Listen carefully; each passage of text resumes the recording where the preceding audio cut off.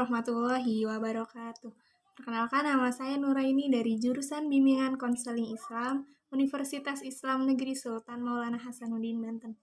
Baiklah, di sini saya akan menjelaskan beberapa materi konseling, yaitu berupa konseling individual, di mana konseling individual tersebut adalah salah satu jenis layanan bimbingan konseling yang memungkinkan peserta didik atau konseli mendapatkan layanan secara langsung, secara face-to-face oleh guru pembimbing atau konselor guna mengentaskan masalah klien. Kemudian, tujuan konseling individual ini secara umum adalah untuk menyelesaikan masalah yang sedang dihadapi klien pada saat ini. Dalam konseling individual, tentunya ada tahap-tahap dalam konseling individual tersebut. Yang pertama adalah tahap awal, di mana dalam proses tahap awal itu, yang pertama membangun hubungan yang baik. Biasanya di dalam membangun hubungan yang baik ini, tugas konselor di sini adalah dia memiliki kemampuan membangun hubungan yang baik dengan konseli sehingga membuat si konseli ini nyaman berada dengan dirinya. Kemudian penafsiran. Konselor juga harus menjelaskan seperti apa itu konseling, supaya si konseling ini tahu bagaimana itu konseling, apa itu konseling, tujuan, segala sesuatu yang ada di dalam konseling, konselor wajib menjelaskan. Kemudian selanjutnya ada kontrak waktu. Sebelum melakukan proses konseling, biasanya kita menyepakati antara konselor dan konseli kira-kira waktu yang dibutuhkan untuk proses konseling yang akan dihadapi oleh kita nih, yang akan dilakukan oleh kita ini butuh berapa lama untuk melakukan proses konseling tersebut. Lalu setelah sudah menyepakati kontrak waktu, penafsiran juga sudah, konseling ini menjelaskan sedikit masalahnya. Setelah itu ada tahap pertengahan atau tahap kerja, di mana konseling ini berperan dalam konseling ini. Si konseling ini menjelaskan masalah apa yang sedang dia hadapi, masalah apa yang membuat dia melakukan proses konseling ini bersama konselor. Konseling menjelaskan, setelah konseling menjelaskan dengan jelas, kemudian konselor memberikan bantuan kepada si konseling ini. Memberikan bantuan di sini tahap kerjanya. Konseling menceritakan, konselor membantu. Kemudian ada tahap akhir, di mana di tahap akhir ini ditandai dengan adanya perubahan diri dari si klien. Dia mampu mengambil keputusannya sendiri berdasarkan dari bantuan yang di tahap kerja tadi. Konseli bisa menentukan dia akan seperti apa, dia akan bagaimana. Konselor hanya memberikan bantuan saja, tetapi konselilah yang memutuskan dia akan seperti apa, dia harus bagaimana. Setelah itu, konselor bisa meminta konseli untuk menyimpulkan proses konseling yang terjadi antara mereka yang sedang melakukan proses konseling ini. Setelah konseli sudah merasa nyaman sudah merasa puas dengan proses konseling yang dijalani,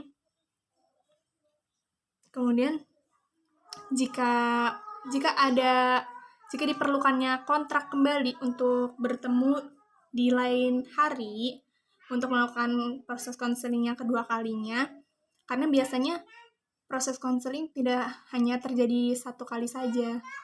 Biasanya di tahap akhir ini ada yang namanya kontrak waktu, di mana konseli dan konselor akan bertemu di lain waktu berdasarkan kesepakatan bersama. Dalam konseling individual ini, terdapat dua komponen, yaitu konselor dan konseli, di mana seorang konselor adalah seseorang yang ahli dalam bidang konseling yang memiliki wewenang untuk melakukan proses konseling. Konseli adalah seseorang yang memiliki masalah, yang emang dia sedang memiliki masalah dan membutuhkan konseling. Dalam konseling individual, terdapat beberapa teknik umum. Salah satunya adalah attending, di mana attending adalah penampilan konselor yang menampakkan komponen-komponen perilaku verbal baik non-verbal. Seperti dalam tahap awal, teknik umum attending ini sangat diperlukan, seperti mempersilahkan duduk, menanyakan kabar, supaya si konsel ini merasa nyaman dengan proses konseling yang akan dijalaninya. Kemudian ada empati. Empati itu konselor ikut merasakan apa yang sedang klien rasakan.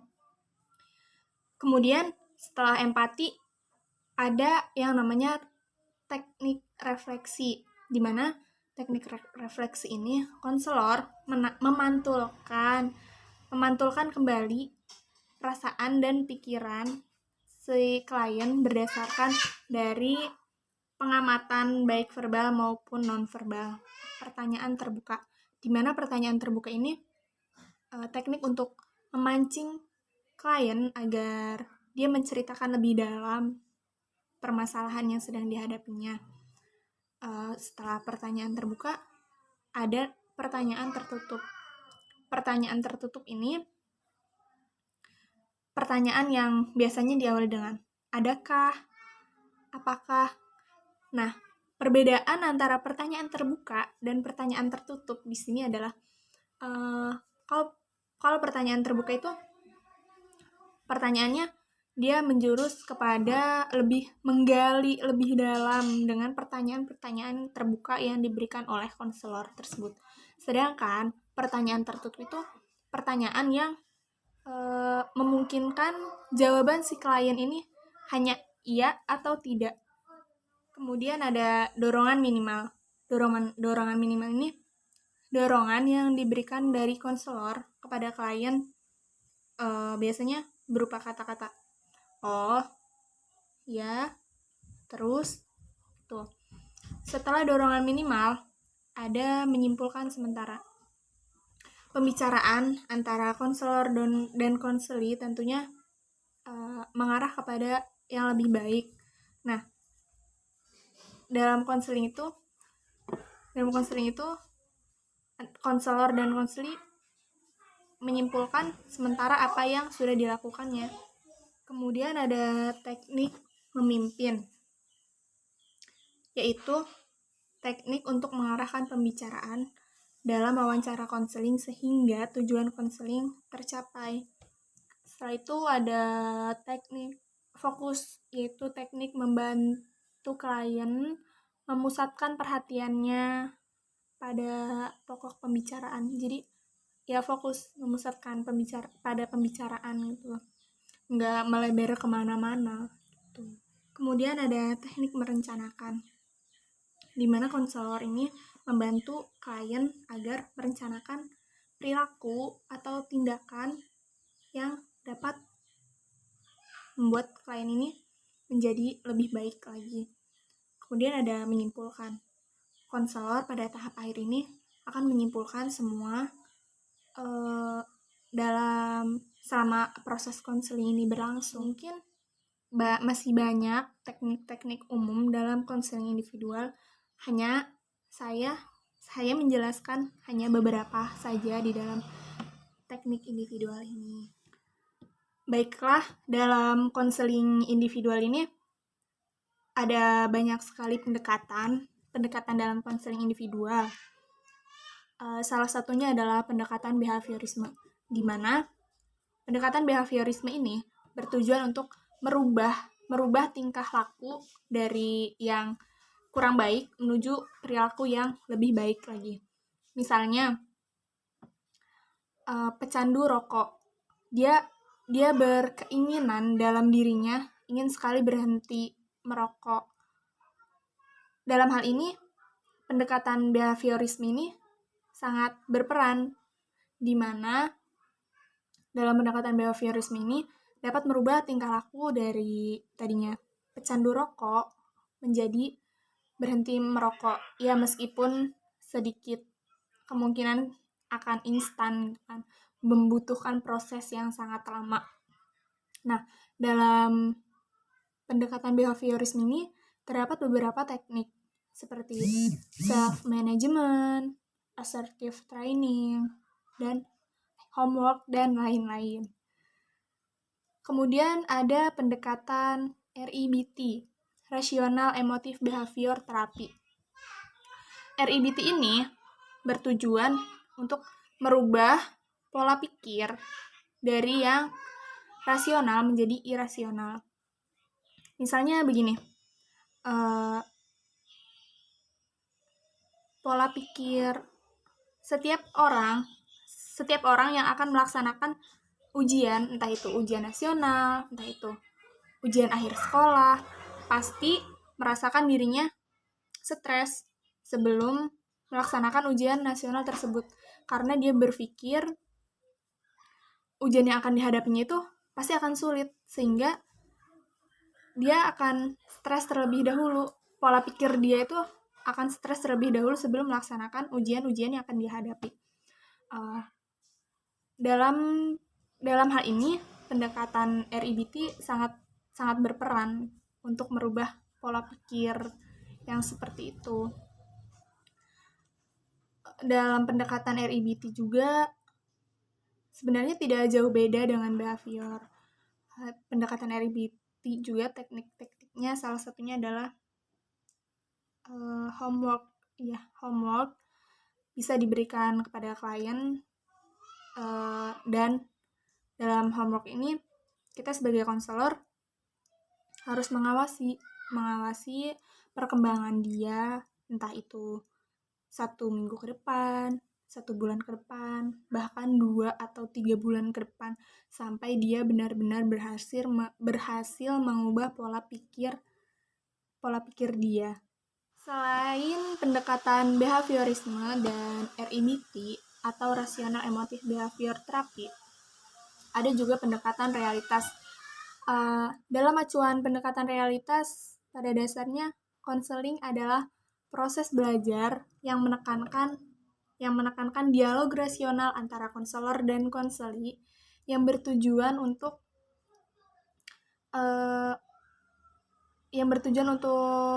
mengingatkan atau menyadarkan bahwa konseli mampu memenuhi kebutuhan dan memiliki tanggung jawab atas kebutuhan dasarnya. Nah, dalam hal ini, misalnya konseli malas untuk bekerja, dia malas untuk bekerja. Dalam konseling realitas ini, dialog yang dilakukan antara konselor dan konseli itu akan beracuan pada bagaimana hakikatnya manusia di dunia ini, agar si konseli ini memiliki tanggung jawab terhadap dirinya dan kebutuhan dasarnya, agar mampu dan memiliki kemauan untuk bekerja, karena itu semua adalah kebutuhan dasar seorang manusia. Kemudian dalam konseling realitas ini juga ada teknik-teknik, diantaranya role playing atau bertukar peran antara konselor dan konseli, di mana dalam teknik role playing ini konseli akan dihadapkan sebagai dirinya sendiri dan sebagai orang lain. Dalam pendekatan realitas ini diharapkan agar konseli mampu memiliki tanggung jawab untuk memenuhi kebutuhan dasarnya setelah melakukan pendekatan realitas ini. Sebenarnya masih banyak pendekatan konseling individual seperti humanistik, uh, dan masih ada lagi. Namun mungkin saya hanya menjelaskan beberapa pendekatan saja. Kurang dan lebihnya semoga apa yang saya sampaikan ini bisa menambah wawasan, khususnya bagi saya untuk melatih diri saya dan mengingat-ingat kembali, dan umumnya untuk pendengar. Maaf jika banyak sekali kesalahan yang saya lakukan dalam pembuatan video ini. Bahkan ilmu yang disampaikan mungkin belum maksimal. Saya Nuraini, terima kasih atas segala hal. Terima kasih kepada orang-orang yang sudah berperan penting dalam pembuatan video ini. Kurang dan lebihnya mohon maaf karena kekurangan datangnya dari diri saya sendiri dan kelebihan tentunya datang dari Allah Subhanahu wa taala. Wassalamualaikum warahmatullahi wabarakatuh.